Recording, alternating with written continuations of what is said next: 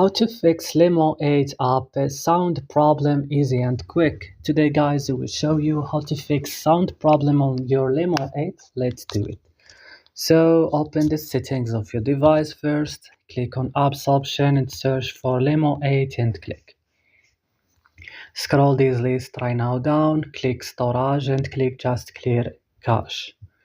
Back after that, click add force, stop, click OK. You should move to Play Store or App Store and update Lemon8, restart your device next, and that's all. Don't forget to like and subscribe in this channel, and bye.